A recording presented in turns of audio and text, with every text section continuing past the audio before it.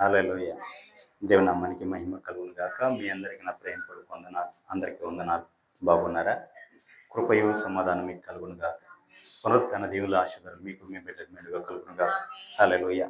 చూడండి పిల్లారా, మరి ఈ దినం పరిశుద్ధాత్మ దేవుడు నీతో నాతో ఏం మాట్లాడబోతున్నారో అట్టి మాటలు మనం ధ్యానించుకుందాం. ప్రతి మాట కూడా మన హృదయంలో స్థిరపరచబడును గాక. ప్రభువే మనకు సహాయము చేయును గాక. ఆమేన్. మొదటి కొరింథీ పత్రిక 3వ అధ్యాయం 11వ వచనం ధ్యానించుకుందాం.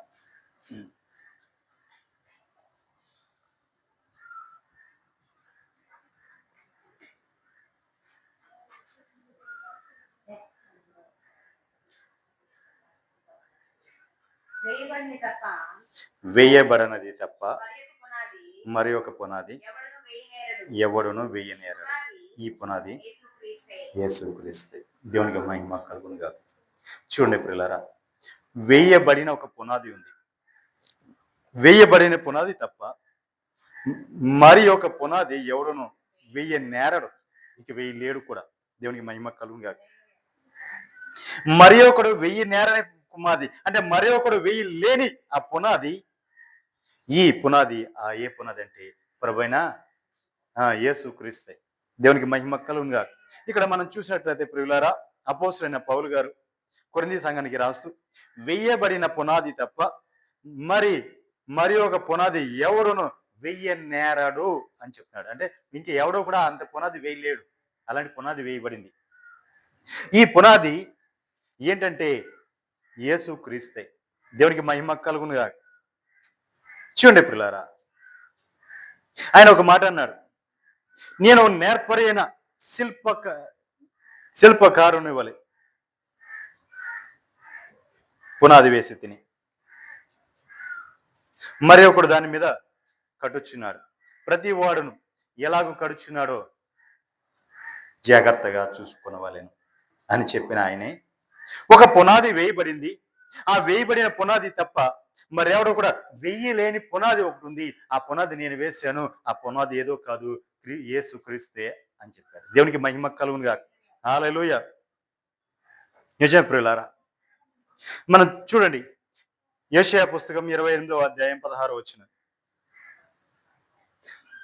ఏదైనా ఒక ఇల్లు కట్టాలన్నా, ఏదైనా షెడ్ వేయాలన్నా, లేదా ఒక మందిరం వేయాలన్నా, లేదా ఏదైనా ఒకటి ప్రారంభించాలి అంటే, ఒక కట్టడం కట్టాలి అంటే అది పునాది వేయాలి. పునాది లేకోకుండా అది మనము వేసిన ఆగదు, పడిపోతుంది, ఏదో రోజున పడిపోతుంది.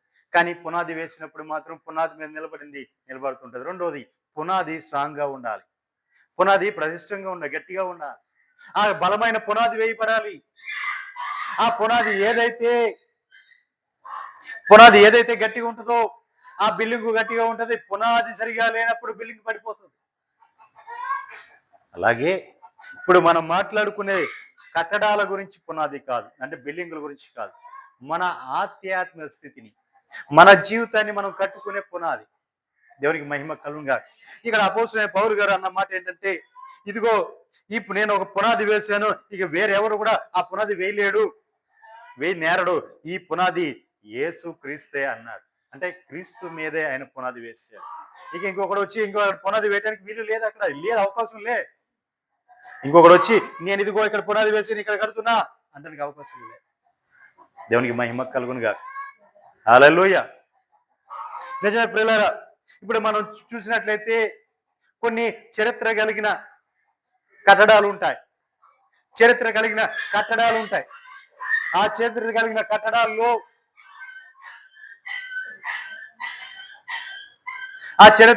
కట్టడాలు అంతకుముందు ఇంకో కట్టడం కట్టి ఉంటుంది. ఆ స్థలంలో ఇంకో కట్టడం ఉంటుంది. అయితే అధికారులు వచ్చి లేదా రాజులు వచ్చి ఆ కాలంలో ఏం చేసేవారంటే, ఇక్కడ పేరు పొందిన కట్టడం ఒకటి ఉంది, దాన్ని కూల్చివేసి వాళ్ళు ఆ కట్టడం కట్టేవారు. వాళ్ళు కట్టడం కట్టుకునేవారు. ఆ కట్టుకుని దాన్ని పేరు పొందినట్టుగా మార్చేవారు. దేవునికి మహిమ కలుగును గాక. హల్లెలూయా. ఆ విధంగా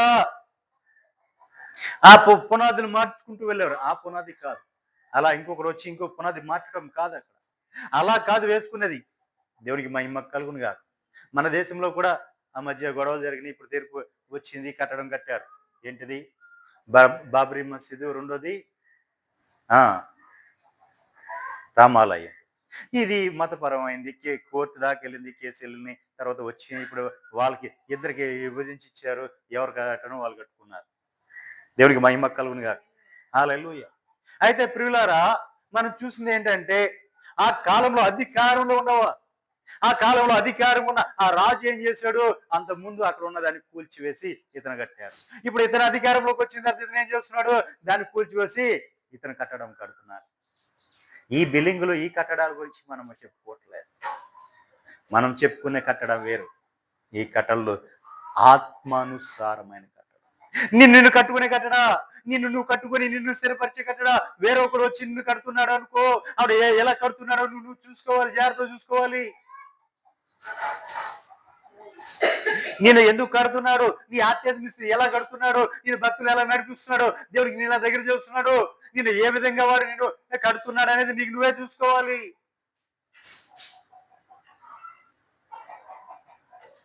కడుతున్నాడు కదా, నన్ను బాగానే కడుతున్నాడు, వదిలేసావా? అది నీ సరైన కట్టడం కాకపోతే,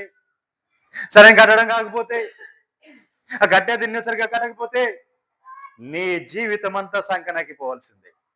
ఇక నువ్వు వెళ్ళిపోవాలి ఎక్కడికి? పాతాళానికి, తీర్పులో. దేవునికి మహిమ కలుగుగా. ఎందుకు అంటే నిన్ను కట్టేవాడు ఎలా కడుతున్నాడు నువ్వు చూసుకోలేనప్పుడు, నిన్ను కట్టేవాడు ఎలా కడుతున్నాడు నువ్వు చూసుకోకుండా, ఈ నడిపించాడు ఎలా నడిపిస్తున్నాడు నేను చూసుకోకుండా నీవు కళ్ళు మూసిపోయి ఉన్నావు అనుకో, ఎందుకు పనికిరావు. ఇంతకాలం జీవించి, ఇంతకాలం భక్తి చేసి, ఇంతకాలం మందిరానికి వెళ్ళి, ఇంతకాలం వచ్చినంత వ్యర్థమే. దేవునికి మహిమ కలుగునుగా. నీవే విధంగా కట్టబడుతున్నావు, నిన్ను కట్టేవాడు ఏ విధంగా కడుతున్నాడు, నిన్ను నువ్వే చూసుకోవాలి. నేను నేర్పరైన శిల్పకారుని వలె పునాది వేసి మరో ఒకడు వచ్చి దాని మీద కట్టొచ్చున్నాడు. ఆయన పునాది వేసి వెళ్ళాడు. క్రీస్తు అనే క్రీస్తు మీద పునాది వేశాడు. క్రీస్తు మీద పునాది వేసిన తర్వాత ఇప్పుడు ఇంకో వచ్చి కడుతున్నారు. ఇంకోటి దాకా ఎందుకు నేనే చెప్తాను. అవును, అపోస్తలుడైన పౌలయ్యే పునాది వేశాడు. క్రీస్తు మీద పునాది వేశాడు. ఇప్పుడు ఆయన మీద పునాది వేసినప్పుడు నేను వచ్చి కడుతున్నా నిన్ను, నిన్ను కడుతున్నప్పుడు నీకు నువ్వే జాగ్రత్తగా చూసుకోవాలి. నువ్వు ఎలా ఉన్నావు నాకు ఎలా చూస్తుంది? బయట ఇప్పుడు తెల్ల షర్ట్ ఉంది, తెల్ల షర్ట్ మీద మరక ఉంది. ఈ మరకుంటే ఏం చేస్తాం, దీన్ని కడగడానికి దీన్ని సోప్ పెట్టి రుద్దిద్దాం, లేదా ఇంకేమైనా వెనిగరో లేకపోతే ఇంకేమైనా నిమ్మకాయ వేసి దీన్ని కడిగి ఏదో విధంగా ఈ మరక పోవడానికి మనం ఏం చేస్తాం, కడుగుతాం. కానీ హృదయం లోపల నీకుంది, మచ్చ ఉంది, ఇంత మచ్చ ఉంది నీ ఒంట్లో. మరి ఆ మచ్చ ఎలా కడుగుతాం? అది ఎలా కనపడుద్ది నాకు? దేవుడు బయలుపరచబోతే ఆ మచ్చ నాకు కనపడదు. కానీ ఎవరు కనపడుద్ది? దేవుని కనపడద్ది. హృదయములు అంతరంగములను పరిశీలించేవాడు ఆయన కనపడదు, నాకు కనపడదు. ఇప్పుడు నేను ఎలా ఉంటాను? సరే, నిన్ను చూడంగానే నువ్వు కూడా తెల్లబట్టలు నాలాగే తెల్లబట్టలు వేసుకుని నిలబడ్డావు. ఇప్పుడు ఏమనుకుంటావు? అయ్యగారు తెల్లగా ఉన్నాడు కదా అనుకుంటావు. ఇప్పుడు నా మనసులో ఏముందో నీకు తెలీదు, నీ మనసులో ఏముందో నాకు తెలియదు. ఇప్పుడు నేను నిన్ను కట్టాలి, ఇప్పుడు ఎలా కట్టగలను? నేను ఎలా కట్టగలను? పైకి కనపడుతుంటే ఏదైనా లోపం ఉంటే, నువ్వు ఏమైనా తప్పిపోతే, అమ్మ అటు వెళ్ళకూడదు, అమ్మ అది చేయకూడదు, అమ్మ ఇది చేయకూడదు, నువ్వు అలా ఉండకూడదు, దేవునికి విరుద్ధంగా నువ్వు ఉండకూడదు అని మాట్లాడతావు అని చెప్తావు. ఏదైనా చెప్పి నిన్ను సరి చేయడానికి, నిన్ను నడిపించడానికి, నిన్ను దేవుని సరి నడిపించిన ఇలాగ అమ్మాలని చెప్పి తీసుకొస్తుంది. కానీ నాకు తెలియకుండా నీలో ఉంది లోపం, అది నాకు తెలియకుండా చేస్తున్నావు. అయ్యగారు ఎదురుకుండా కనపడితే ఎవరు తప్పు చేయరు. అయ్యగారు లేకపోతే మన ఇష్టం. దేవునికి మహిమ కలుగునుగా. అమ్మో అయ్యగారు వస్తున్నారు, అయ్యగారు చూసావంటే ఏమన్నా అంటాడు. అమ్మో అయ్యగారు వస్తున్నారు, మళ్ళీ చూసావంటే నలుగురు మాట్లాడతాడు, మళ్ళీ చూస్తే ఎందుకు చేసావు అంటాడు. ఇలాంటివన్నీ ఉంటాయి. కానీ ఇలాంటివి ఉంటే ఇప్పుడు అయ్యగారు వెళ్ళిపోగానే నీ ఇష్టం, దూరే కొంపలో దూరేస్తావు, చేసే పని చేసేస్తావు, తినేస్తావు. దేవునికి మహిమ కలుగునుగా. మరి ఇది ఎవరికి భయపడుతున్నట్టు? మనుషులుగా, దేవునికా? నాకు తెలీదు. ఇప్పుడు నాకు తెలీదు, నేను చూసేంత వరకు నువ్వు బాగా ఉన్నావు, నీట్గా ఉన్నావు, చక్కగా ఉన్నావు, అంతగా ఉన్నావు అనుకుంటా. కానీ మరి లోపల ఉన్న నీ స్వభావం, నీ మచ్చ ఎవరిది? ఆ మచ్చని ఎలా కడగాలి? ఆ పాపాన్ని ఎలా కడగాలి? అది అయ్యారు తెలియదుగా. నేను ఆధ్యాత్మిలో కట్టుకుంటూ వాక్యం చెప్పుకుంటూ, నిన్ను వాక్యం చెప్పుకుంటూ, రాయి పెట్టుకుంటూ, పెంచుకుంటూ, సిమెంట్ వేసుకుంటూ, కూర్చుకుంటూ, నేను చక్కగా నీటి కట్టుకుంటా, నీ జీవిత విధానాన్ని చక్కగా నేను మలుచుకుంటూ నీ ఆధ్యాత్మిక జీవితం దేవుని దాకెళ్తుంది. కానీ నీలో లోపం ఉంది. ఆ హెచ్చు తగ్గులు వస్తున్నాయి. హెచ్చు తగ్గులు వస్తే ఇప్పుడు గోడ కట్టేవాడు ఏం చేస్తాడు? ఆ టాపీతో దాన్ని కొట్టి ఆ రాయి ముక్కలు చేసి అక్కడి నుంచి సరి చేసుకుంటూ వెళ్తాడు. కోణాలు అంటే రాయి పెట్టినప్పుడు సరిగ్గా పెట్టకపోతే ఏమవుద్ది? ఒకటి ఇటు ఒకటి అటు బయట పుడుచుకొస్తాయి. గోడ కట్టేటప్పుడు రాయి ఏం చేశాడు? తిన్నగా రాయి మీద రాయి పేర్చుకుంటూ వెళ్ళాలి. రాయి మీద రాయి పేల్చకుండా కొంచెం క్రాస్ తిప్పాడు అనుకోండి, ఏమవుద్ది? ఈ మూల ఇటు దాన్ని పడితే ఆ మూల అటు దాన్ని పడుతుంది, గోడ నుంచి బయటకు వస్తుంది. ఇప్పుడు మరి దాన్ని సరి చేయడానికి ఏం చేయాలి? మూలలో ఏం చేయాలి? చెక్కుంటా రావాలి. అలా చెక్కుంటూ రాకుండా అన్ని కట్టగానే కట్టుకుంటూ వెళ్ళిపోతున్నాం. కట్టుకుంటూ వెళ్ళిపోతున్నాం. నీ ఆధ్యాత్మిక స్థితి అంతా కూడా కరెక్ట్గానే ఉంది. ఎక్కడ కూడా నువ్వు తప్పిపోలా, ఎక్కడ కూడా వైదొలిగిపోలా అని సేవకుడు అనుకుంటున్నాడు. నీ జీవితం సాఫీగా సాగిపోతుందని నువ్వు అనుకుంటుంటావు. కానీ సేవకుడేమో నువ్వు బాగున్నావు, ఎక్కడ తప్పిపోలేదు, అన్ని విషయాల్లో కూడా నువ్వు కరెక్ట్గా ఉన్నావు అని అనుకుంటాడు. నీ అంతరంగం నీకు తెలుసు, నువ్వేం చేస్తున్నావు, ఎక్కడ తప్పిపో ఏం చేస్తున్నావు తెలుసు. కానీ దేవుని దగ్గరకు వచ్చేపటికి ఆయన హృదయ అంతరంగాన్ని పరిశీలిస్తాడు. సేవకుడైతే పై రూపమే చూస్తాడు. లేదా ఎవరైనా చెప్తే ఈ మధ్య బాగా ఎక్కువైపోయి చెప్పుకోలు ఏమని, అయ్యగారు ఆ అమ్మాయి వాళ్ళతో మాట్లాడిందండి, అయ్యగారు ఈ అబ్బాయి వీడితో మాట్లాడాడండి, ఇటు దూరాడండి, అటు వెళ్ళాడండి, ఇటు చేశాడండి. ఇవి ఎక్కువైపోయాయి సంఘాల్లో. ఏజెంట్లు పెట్టుకున్నారు వీళ్ళంతా కూడా. దేవునికి మహిమ కలుగునుగా. ఎందుకంటే సంఘంలో ఏం జరుగుతుందో ఇవన్నీ కూడా ముందు వాళ్ళకి తెలియాలి. అలా తెలిస్తేనేగా వీళ్ళు దారిలో ఉండేది. లేకపోతే వీళ్ళు ఎక్కడ మాట వింటారు? అమ్మా నువ్వు అటు వెళ్ళావంటగా పలానా మాట్లాడావంట, ఏంటమ్మా విషయం? అయ్యగారు మీ దాకా వచ్చిందండి. వచ్చిందమ్మా, మరి నా విషయం ఏంటి? దేవునికి మహిమ కలుగునుగా. ఇలాంటి వాళ్ళు ఎక్కువైపోయారు ఈ రోజున. నిజమే పిల్లలు, ఆలోచించాల్సిన విషయాలు ఇవన్నీ కూడా. నువ్వు ఆధ్యాత్మికంలో కట్టబడుతున్నావు, నువ్వు భక్తిలో కట్టబడుతున్నావు, నువ్వు వైరాగ్యంలో ప్రతిష్టలో దేవునికి అంతకంతకు ఇంకా దగ్గర అవ్వాలి. అలాగే నేను సేవకుడు కట్టుకుంటూ వెళ్తే ఎవరు? అపోస్తలుడైన పౌలు వేసిన పునాది మీదే, క్రీస్తు అనే పునాది మీదే నీవు కూడా కట్టబడుతున్నావు. అలా కడుతున్నప్పుడు నువ్వేం చేసుకోవాలి? నేను సరిగా కట్టబడుతున్నానా లేదా, నేను సరిగా కడుతున్నానా లేదా అనేది నువ్వు చూసుకోవాలి. అంటే నీ ఆత్మ పరిశీలన నువ్వు చేసుకోవాలి. వాక్యం విని వెళ్ళటమే కాదు, వాక్యములో ఉన్న ఆ భావాన్ని నువ్వు గ్రహించగలగాలి, దాన్ని పట్టుకోవాలి. దేవునికి మహిమ కలుగును కాదు. హల్లెలూయా. అవునండి, వాక్యములు ఉన్న ఆ మాట నువ్వు పట్టుకోవాలి. అసలు మాటలు పట్టుకుని ధ్యానించుకుంటూ వాళ్ళు. నిజమే, ఈ రోజు చెప్పిన మాట ఈ సేవకుడు చెప్పాడే, ఈ ఆధ్యాత్మికతలో కట్టబడాలి, ఎలా కట్టబడుతున్నాం అని నువ్వే సరి చూసుకుంటూ ఉండాలి. నిన్ను కట్టేవాడు కడుతున్నాడు, నీవేం చేయాలి? ఎలా కట్టేస్తున్నాలే మాయిగా, నా కోసం ప్రార్థన చేస్తలే, ఏం కాదులే, నేను ఉండగా నీ కోసం ప్రార్థన చేస్తా, పట్టుకురా, 1,00,000 రూపాయలు పట్టుకొచ్చి కానీ అక్కడ పెట్టాను, 50 రూపాయలు 50,000 పట్టుకొచ్చి పట్టుకెళ్ళు, నీకెందుకు, నువ్వేం చేసినా నేను నీకు నిత్యత్వాన్ని ఇచ్చేస్తాను, హ్యాపీగా నువ్వు పరలోకం వెళ్ళిపోవచ్చు. దేవునికి మహిమ కలుగునుగా. ఎలా కడతాడండి? నీ ఆధ్యాత్మిక జీవితం ఎలా స్థిరపడుతుంది? నిన్ను నువ్వే సరి చేసుకో. కడుతున్నప్పుడు నిన్ను దాని మీదే కట్టబడుతుంది. అదే పునాది మీద కట్టబడుతున్నావా, లేదా వేరే పునాది మీద కట్టబడుతున్నావా? ఆ పునాది మీద కట్టబడుతున్నప్పుడు కరెక్ట్గా కట్టబడుతున్నావా లేదా అనేది నువ్వే చూసుకోవాలి. దేవునికి మహిమ కలుగును కాదు. యెషయా పుస్తకం 28వ అధ్యాయం 16వ వచనం మనం చూసినట్లయితే,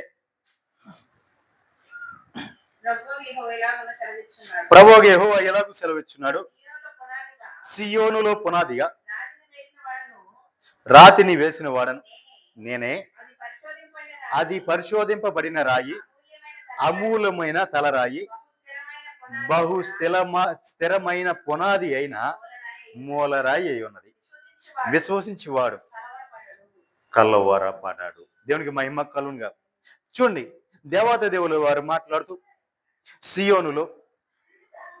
సియోనులో పునాది రాతిని వేసిన వాడను నేనే. సియోనులో పునాది రాయి ఒకటి వేయబడింది, ఆ రాయి వేసిన వారు నేనే అని దేవతా దేవులు వారు చెప్తున్నారు. అంతేకాదు, ఆ రాయి ఎలాంటిదంటే పరిశోధింపబడిన రాయి. ఏ రాయి అండి? పరిశోధింపబడిన రాయి. నిత్యము కూడా ప్రతి విషయంలో కూడా పరిశోధన చేసిన తర్వాతే ఆ పునాది వేసాడు. అక్కడ ఆ రాయి ఎవరు? ప్రభువైన యేసుక్రీస్తు వారే. దేవునికి మహిమ కలుగునుగా. ప్రభువైన యేసుక్రీస్తు వారిని తండ్రి వారు ఏం చేశారంటే, ఆ రాయి నాటడానికి, ఆ రాయి పునాది వేయటానికి ఎంతగానో పరిశోధించారు. ఎంతగానో పరిశోధించాడు. దేవునికి మహిమ కలుగును గాక. ఆయన ఈ లోకానికి శరీరుడిగా ఈ లోకానికి దిగి వచ్చిన తర్వాత ఆయన మహిమను పరంలో విడిచి ఆయన ఈ లోకానికి దిగి వచ్చిన తర్వాత నీలాగా నాలాగా జీవిస్తున్న కాలంలో అనేకమైన శ్రమలు, అనేక బాధలు, అనేక ఇబ్బందులు, ఆయన వారి చేత దోషులు, ఆయన వారి చేతనే అపహాస్యాలు, ఆయన వారే సిలువ వేశారు. సొంత రక్త సంబంధికులే, అదే సొంత రక్త సంబంధికులే వాళ్ళే సిలువ వేసింది, బయట వారేం కాదు. దేవునికి మహిమ కలుగుగా. అవునండి, బయట వారు కాదండి, ఆయన వారే, సొంత రక్త సంబంధికులే, సొంత గ్రామం వాళ్ళే, ఆ దేశం వాళ్ళే, ఆ యోధా జాతి వారే, ఒకే జాతి వాళ్ళే సిలువేశారు. ఆ సిలువ వేసినప్పుడు అన్ని కూడా శ్రమలు అనుభవించడానికి అన్ని ఇతడు యోగ్యుడు, ఇతడు సరైన వాడు అని అతన్ని పరిశోధించిన తర్వాతే యేసుని ఈ లోకానికి పంపించారు. యేసు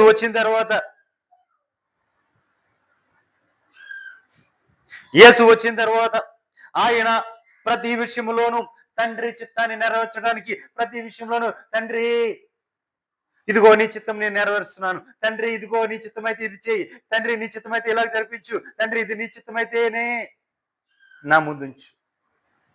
ప్రతిది కూడా ఆయన సొంతమంటూ లేదు, ఆయన సొంత ఆలోచన లేదు, ఆయన సొంత క్రియ లేదు, అంతా కూడా దేవుని ఆధారపడి ఉన్నారు. ఇవన్నీ కూడా ఏంటి? యేసు ప్రభువారు ఎందుకు చేశారు? యేసు మీద నేను పునాది యేసు క్రీస్తే, అంటే ఈ పునాది క్రీస్తు, యేసు క్రీస్తే. వేయబడిన పునాది ఏంటంటే యేసు క్రీస్తే అన్నాడు. ఎందుకు యేసు క్రీస్తే అన్నాడు అంటే ఆయన జీవిత విధానం అంతా కూడా, ఆయన జీవించిన జీవితం అంతా కూడా ఆయనంటూ సొంతంగా ఏది చేయలేదు. ఆయన సొంతానికి ఏది చేసుకోవాలా, ప్రతి విషయము కూడా తండ్రి చిత్తము కోసం చేశాడు, తండ్రి చిత్తాన్ని నెరవేర్చడం చేశాడు, తండ్రి ఏదైతే కోరుకున్నాడో అదే చేశాడు. దేవునికి మహిమ కలుగునుగా. హల్లెలూయా. అంటే దాని అర్థం ఏంటంటే ప్రియులారా, యేసు ప్రభువారు ఆయన దేవుడై ఉండి, ఆయనే తండ్రి, ఆయనే కుమారుడు, ఆయనే పరిశుద్ధాత్ముడు, ఆయనే అయి ఉండి ఏంటంటే ఆయన మహిమ మహత్యమంతా కూడా ఆయన కలిగిందంతా కూడా పరములో విడిచిపెట్టి భూమి మీదకి వచ్చాడు. భూమి మీదకు వచ్చి ఆయన వచ్చినప్పుడు కుమారు రూపంలో వచ్చాడు. కుమారు రూపంలో వచ్చి ఆయన వచ్చిన తర్వాత ఏం చేశాడు అంటే ఆయన ఒక వ్యక్తి ఇలాగూ జీవించాలని తన యేసు క్రీస్తు యొక్క జీవిత విధానాన్ని మన ముందు ఉంచాడు. దేవునికి మహిమ కలుగుగా. ఆయన ఒక మాదిరిగా మన ముందు ఉన్నాడు. ఆయన పోలు నడుచు. అదే అందుకే అన్నాడు అపోస్తలుడైన పౌలు గారు ఏమని, నేను యేసు క్రీస్తు అనే పునాది వేశాను అన్నాడు. అంటే ఆయన పునాది వేశాను అని ఎందుకు చెప్పాడంటే ఆయన చెప్పడానికి కారణం కూడా ఉంది. నేను క్రీస్తుని పోలి నడుచుకుంటున్నాను, మీరు నన్ను పోలి నడుచుకోండి. దేవునికి మహిమ కలుగును.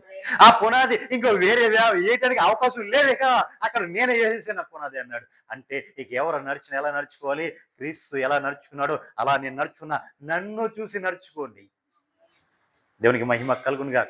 హల్లెలూయా అని చెప్పడానికి కారణం ఏంటి?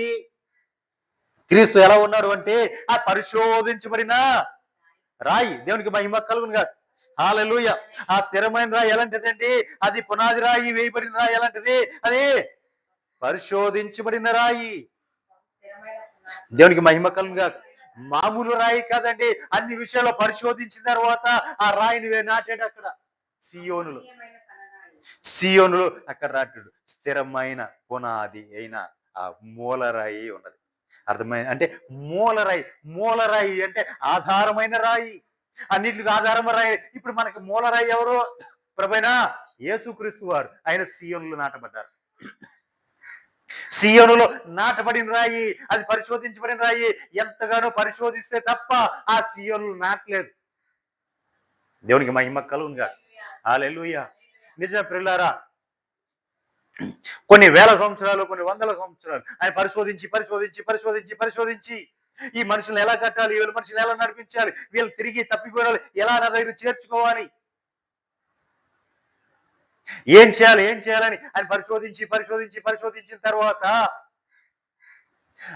నేను తప్ప ఎవరు ఎమోషన్ ఇవ్వలేరు, అంటే నేనే రావాలి, నా రక్తమే చిందించాలి, అంటే భూమి మీద ఎవరు పరిశుద్ధులు లేడు కాబట్టి ఆయనే పరిశుద్ధుడుగా ఈ లోకానికి వచ్చి ఆయన రక్తాన్ని చిందించి ఆ దోష పరిహారం చేసి ఆయన ప్రతి ఒక్కరి కొరకు ప్రాయశ్చిత్తం చేయటమే కాదు, ఆయన శ్రమ అనుభవించడానికి, బాధ అనుభవించడానికి, ఇబ్బందులు పడటానికి, అన్ని కూడా తట్టుకొని తాలుకోవడానికి ముందుగానే పరిశోధించి సీయోనులో ఆయన్ని నాటుకున్నారు.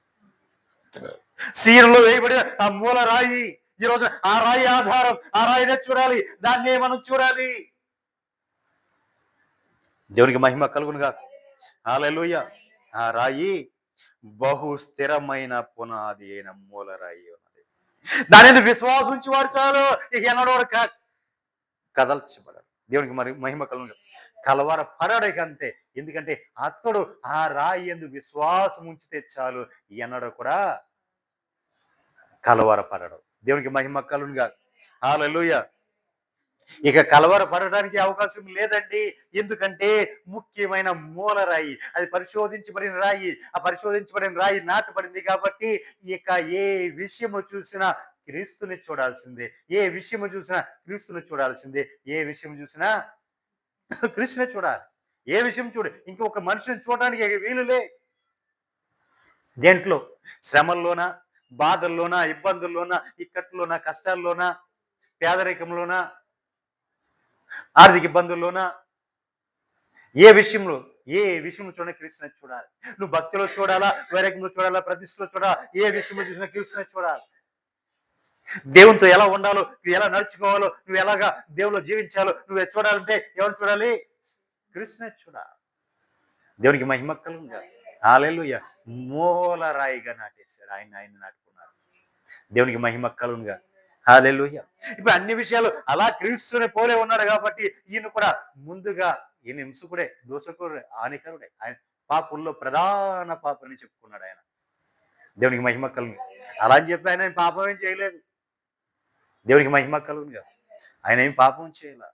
ఆయన నమ్మిన ధర్మశాస్త్రం కోసం, అంటే మోషే ధర్మశాస్త్రం, ఇదే దేవుని ఒక్క మాట, దేవుని యొక్క ఇదే వార్త అని చెప్పి ఆ మాటను పట్టుకొని దానికోసం రోషము కలిగి నిలబడ్డాడు. దానికోసం రోషం కలిగి నిలబడ్డాడు. తర్వాత దేవుణ్ణి చూసిన తర్వాత, క్రీస్తుని చూసిన తర్వాత, అది కాదు, దానికంటే కూడా ప్రాముఖ్యమైనది ఇది క్రీస్తే అని తెలుసుకున్నాడు. అంటే ధర్మశాస్త్రమేమో చూపించింది, మాదిరి చూపించింది. ఏది? అక్కడ ఇలాగూ చేయాలి, ఆధారము చూపించింది. పాపం చేస్తే ఇలా ప్రాయశ్చిత్తం చేయాలి, నీగో నువ్వు తప్పిపోతే ఇలా ప్రయత్నం చేయాలి, ఇదిగో నువ్వు ఎవరైనా కొడితే ఇలా ప్రయత్నం చేయాలి, నువ్వు ఎవరి మీద తిరుగుబాటు చేస్తే ఇలా ప్రయత్నం చేయాలి, నువ్వు ఎవరైనా చంపితే ఇలా ప్రాయశ్చిత్తం చేయాలి. నీకు ధర్మశాస్త్రం నేర్పించింది, అలా చేయాలి, ఇలా చేయాలి చూపించింది అంతే. కానీ ధర్మశాస్త్రం నేర్పించలేనిది, ధర్మశాస్త్రం చేయలేనిది ప్రభువైన యేసుక్రీస్తు వచ్చి ఈ లోకానికి వచ్చి చేసి చూపించారు. ఒక మనుషుడు పుట్టిన కానించి చచ్చే వరకు ఈ విధంగా జీవించవచ్చు అని చూపించాడు. దేవునికి మహిమ కలుగునుగా. హల్లెలూయా. ఒక మనుషుడు పుట్టిన కానించి చచ్చిపోయే వరకు, తల్లి గర్భంలోంచి పుట్టిన కానించి చచ్చిపోయే వరకు కూడా ఒక మనుషుడు ఇలాగూ జీవించవచ్చు అని జీవించి చూపించాడు. దేవునికి మహిమ కలుగునుగా. ధర్మశాస్త్రమేమో ఇలా జీవించాలి అని చెప్పింది, ఈయనేమో యేసు ప్రభు వారేమో జీవించి చూపించాడు, మాదిరి చూపించాడు. దేవునికి మహిమ కలుగునుగా. ఇప్పుడు ఈ పునాది అంటే ఏంటి? యేసుక్రీస్తే. ఈ పునాది యేసుక్రీస్తే అన్నాడు అంటే ఆయన జీవించిన జీవితమే పునాది, ఆయన యొక్క నడవడికే పునాది, ఆయన యొక్క క్రియలే పునాది. ఆయనే పునాదిగా మారిపోయాడు కాబట్టి ఆయన్నే పునాది చేసుకుని ఈయన ఏమైపోయాడు? ఆయనలాగా మారిపోయాడు కాబట్టి నేను క్రీస్తుని పోలి నడుచుకున్నా, మీరు నన్ను పోలే నడుచుకున్నా అని చెప్పేశాడు. దేవునికి మహిమ కలుగునుగా. హల్లెలూయా. ఒక విధంగా చెప్పాలంటే క్రీస్తు పొందిన శ్రమల్లో మిచ్చము నేను పొందేశాను అన్నాడు. దేవునికి మహిమ కలుగునుగా. అంటే క్రీస్తు ఎన్ని బాధలైతే పడ్డాడో, ఎన్ని శ్రమలైతే అనుభవించాడో, ఎంత కష్టమైతే అనుభవించాడో అవన్నీ కూడా నేను కూడా అనుభవించాను. ధైర్యంగా చెప్పినవాడు ఎవరైనా ఉన్నారంటే పౌలు గారు మాత్రమే. దేవునికి మహిమ కలుగునుగా. హల్లెలూయా. నిజమే ప్రియులారా, మనం చూసినట్లయితే ప్రభువు యెహోవా ఇలాగ సెలవిచ్చినాడు, సియోనులో పునాదిగా రాతిని వేసిన వారును నేనే, అది పరిశోధింపబడిన రాయి, అమూల్యమైన తలరాయి, బహుస్థిరమైన పునాది అయిన మూలరాయి అయి ఉన్నది. దాని యందు ఎవడైతే విశ్వసిస్తాడో వాడు కలవరపడడు. దేవునికి మహిమ కలుగును. నిశ్చింత కలిగి ఉంటాడు. ఎందుకంటే నా ప్రభు ఉన్నాడు. హల్లెలూయా. ఇది కొత్త మార్గం ఏమి కాదు. నా ప్రభు వెళ్ళిన మార్గమే. శ్రమల, శోధనల, బాధల, అవమానాల, ఇందల, ఏలనల, ప్రీకరాల ఏవి ఇవన్నీ కూడా నా ప్రభు వెళ్ళిన మార్గమే. ఆ మార్గం గుండా నేను వెళ్తున్నా. అంటే నా ప్రభు మార్గంలో నేను పయనిస్తున్నా.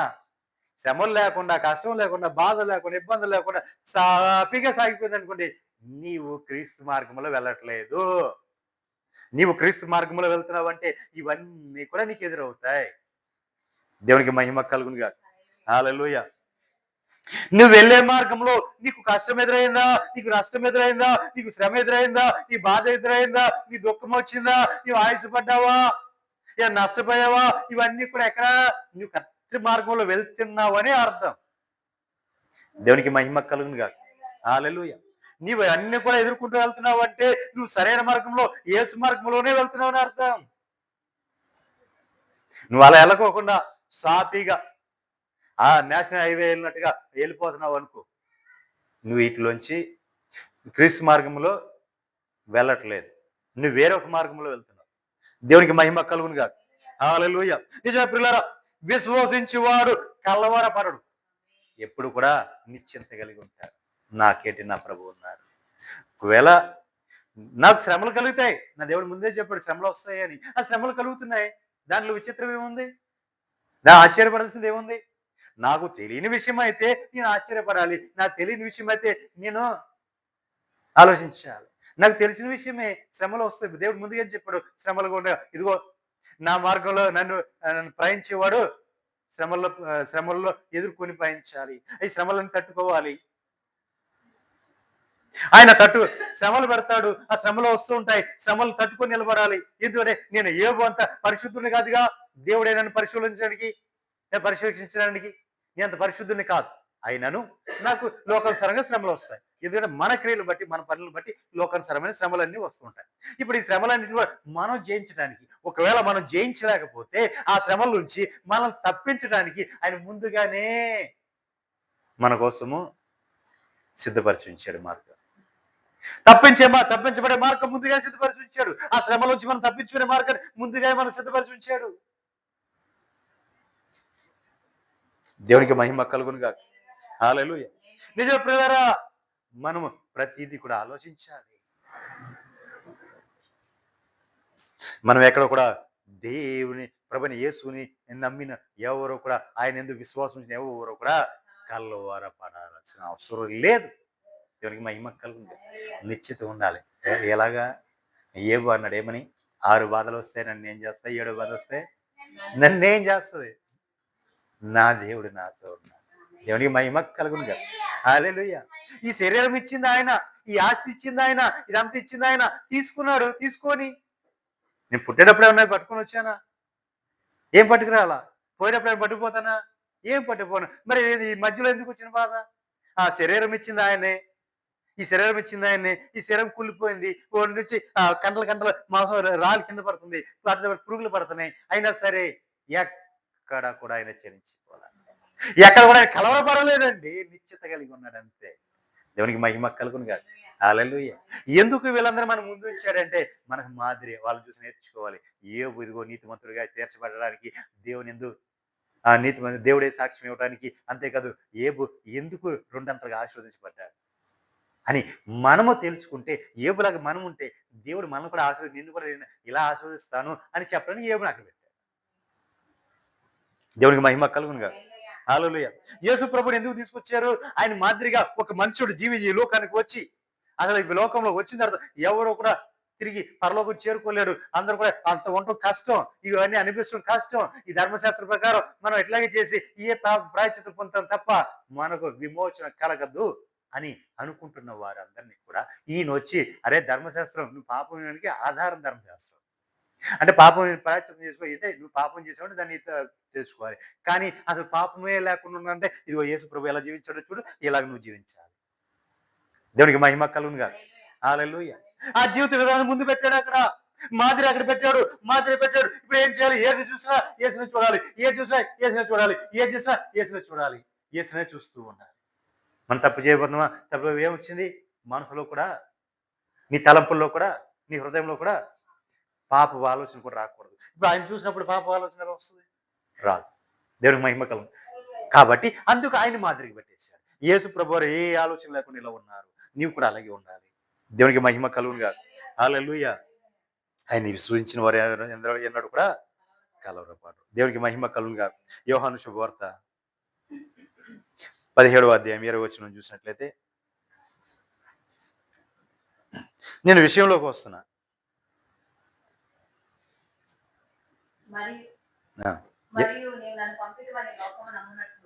నీవు నన్ను పంపితివని లోకము నమ్మునట్లు తండ్రి నా యందు నీవును నీ యందు నేనును ఉన్నలాగున వారును మన యందు ఏకమై ఉండవాలని వారి కొరకు మాత్రము. ఒక నిమిషం చూసారా, తండ్రి నీ యందు నేనును నా యందు నీవును ఉన్నలాగున వారును మనతో కలిసి ఉండాలని నేను ప్రార్థన చేయట్లేదు. దేవునికి మహిమ కలుగునుగా.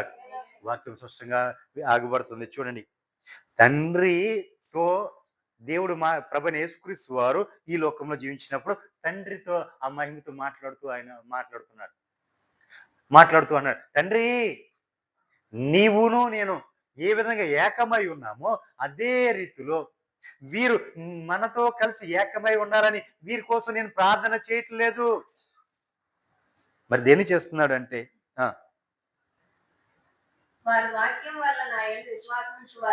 వారు వాక్యము వలన నా యందు విశ్వాసముంచు వారందరూ ఏకమై ఉండవలెనని వారి కొరకును ప్రార్థించుచున్నాను. హల్లెలూయా. చూడండి ప్రియులారా, కొంచెం ఈ మాట లోతుగా తీసుకోండి. లోతైన మాట ఇది, కోట్ల రూపాయల విలువ కలిగిన మాట. దేవునికి మహిమ కలుగునుగా. హల్లెలూయా. యేసు ప్రభువారు ఎందుకు తండ్రితో ప్రార్థన చేస్తున్నారు అంటే, వాక్యము వలన. చూడండి, వాక్యము విని ఎవరైతే నా యందు విశ్వాసం ఉంచుతున్నారో వారందరూ ఏకమై ఉండవలని వారి కొరకు ప్రార్థన చేసి. దేవునికి మహిమ కలుగునుగా. దేవుని వాక్యం ఎవరైతే వింటున్నారో, ఎంతమంది అయితే వింటున్నారో వారందరూ కూడా ఏమై ఉండాలి? ఏకమై ఉండాలి. ఏమై ఉండాలండి? ఏకమై ఉండాలి. దేవుని వాక్యం వినే వారందరూ కూడా ఏకమై ఉండాలి. మరి అలా ఏకమై ఉంటున్నారా? అలా ఏకమై దేవుని వాక్యం ఎంతమంది వింటున్నారో అంతమంది కూడా ఏమై ఉండాలి? ఏకమై ఉండాలి. అంటే కలిసి ఉండాలి, ఐక్యత కలిగి ఉండాలి. మరి అలాగే ఉంటున్నావా? నీ అర్పణ నువ్వు బలిపీఠ మీద అర్పించేటప్పుడు నీ సహోదరుడి మీద నువ్వు కోపమున్న ఎడల నీ వెళ్ళి ముందు సమాధాన పడి వచ్చిన తర్వాత అప్పుడు నీ బలి అర్పించాలి. అప్పుడు నీ అర్పణ స్వీకరించబడుతుంది, అంగీకరించబడుతుంది. మరి ఇక్కడ ప్రభువారు ప్రార్థన చేస్తున్నారు, తండ్రి వాక్యము వలన నా యందు విశ్వసించి వారందరూ ఏకమై ఉండవాలని వారి కొరకు నేను ప్రార్థన చేస్తున్నాను. వాక్యం ధారాళంగా, ఈ రోజు వాక్యం ధారాళంగా ప్రకటించబడుతుంది. ఎక్కడ చూసినా ప్రకటించబడుతుంది, ఎటు చూసినా ప్రకటించబడుతూనే ఉంది, నిత్యము ప్రకటించబడుతూనే ఉంది. ఎక్కడెక్కడ ప్రకటించబడుతుంది? నువ్వు చూసినంతసేపు ఎక్కడైనా టీవీ చూడు, ఫోన్ చూడు, ఏది చూడు, దేంట్లో చూసినా ఏదో వాక్యం ప్రకటించబడుతూనే ఉంది, విరివిగా ప్రకటించబడుతుంది. మరి వాక్యము ధారాళంగా ప్రకటించబడుతుంది. ఆయన యందు విశ్వాసం ఉంచిన నీవు ఏకమై ఉంటున్నావా? ఒకే సంఘంలో ఉంటావు, ఒకే బల్లలో ఉంటావు, కానీ మనస్పర్ధాలు, భేదాలు. సంఘములో ఉన్న వాళ్ళకి మనస్పర్ధాలు, భేదాభిప్రాయాలు, ఏకాభిప్రాయం లేదు, ఏకత్వం లేదు, సమాధానం లేదు. సంఘములో ఒకే బల్ల పంచుంటున్న మీ వాళ్ళలోనే ఈ రోజున సమాధానం లేదు. అంతేకాదు, సంఘానికి మధ్య భేదం, సంఘానికి మధ్య భేదం. ఒకే పక్కనే ఉన్న సంఘాలు, 2 సంఘాలన్నా మా అయ్యగారు మా సంఘమే, మా సంఘంతో వచ్చేవాళ్ళు తప్ప మేము ఎవరితోనూ మాట్లాడం. ఇంకా మా అయ్యగారు తప్ప మేము ఎవరితోనూ మాట్లాడం. వాళ్ళు మా వాళ్ళు కాదు, ఇల్లు మా వాళ్ళు కాదు. భేదం. నేను లేనిదేం చెప్పట్లా, పనికి మాలదానా ఉన్నదే చెప్తున్నాను. చూడు, వాక్యములో ఉన్నదే చెప్తున్నా. భేదము కలిగించుకోమాక. ఉన్నది చూడు, వాక్యం తెలుసుకో, సత్యం తెలుసుకో, సత్యం తెలుసుకో. ఏకమై ఉండాలి. వాక్యం వినే వాళ్ళందరూ కూడా ఆ దేవుని యందు విశ్వాసం ఉంచిన వారందరూ కూడా ఎలా ఉండాలి? ఏకమై ఉండాలి. దేవునికి మహిమ కలుగునుగా. ఏకమై ఉండాలి. అందరూ వాక్యం అందరూ ఏకమై ఉండాలి. ఈ రోజున ఇన్ని సంఘాలు ఎందుకు పుట్టుకొచ్చినాయి? ఈరోజు ఎంతమంది ఎందుకు పుట్టుకొచ్చారు అంటే, దేవుడు ఎవరిని ఎందుకు ఏర్పరచుకున్నాడు, ఎందుకు పిలుచుకున్నాడు, ఎవరిని రక్షించి పిలుచుకున్నాడు. కానీ ఇన్ని సంఘాలు ఉన్నా ఈ సంఘాల్లో ఐక్యత ఉందా? ఏకం ఉందా? ఏకమవుతున్నాయా? ఐక్యత కలిగి ఉన్నారా? సమాధానం కలిగి ఉన్నారా? లే. ఎందుకని? ఒక సంఘంలో ఏదైనా విశేషం అనుకోండి, సంఘంలో విశేషం అనుకో, రెండో సంఘంలో ఉన్న వాళ్ళ బంధువులే కానీ వాళ్ళే కానీ ఇక ఏం చెప్పకూడదు. కబుర్లు ఏమి రావేక. పెళ్లి సంబంధమే కానీ, ఇంకో సంబంధమే కానీ, ఇంకో దిన సమయమే కానీ, ఏదైనా సరే ఇక కబురు రాదు ఇక. ఎందుకంటే అమ్మో మా అయ్యగారు చెప్పామనుకో, ఇక అంతే, మా పని అంతే. దేవుడికి మహిమ కలుగునుగా. ఏంటి ఇక మా అయ్యగారు తెలిసిందంటే అంతే. వాడిని ఏ విధంగా నడిపిస్తున్నాడు? సమాధానం ఎక్కడుంది? ఐక్యత ఎక్కడుంది? వాక్యం విన్న వాళ్ళందరూ కూడా, విశ్వసించిన వారందరూ కూడా ఏకమై ఉండాలని దేవుడు ప్రభు అయిన యేసుక్రీస్తు వారి దేవుడు వారికి ప్రార్థన చేశారు. కుటుంబాలు కలహాలు. వాక్యానికి వెళ్తాం, సంఘానికి వెళ్తాం, ఆ రోజు ఆరాధనకి వెళ్తుంటాం. కుటుంబంలోనే ఒకరికొకరు పడదు, అన్నదమ్ములు పడదు, అక్కచెల్లెలు పడదు, తోడుకోళ్ళకి పడదు, అత్త కోడలు పడదు, మామ అల్లుడికి పడదు, ఒకరంటే ఒకరికి పడదు. ఒకే చోటుకి వెళ్ళి ఒకే చోట ఉన్నది పడదు. దేవుడికి మహిమ కలుగునుగా. ఇంకా కొంచెం చెప్పుకుంటా పోవాలంటే,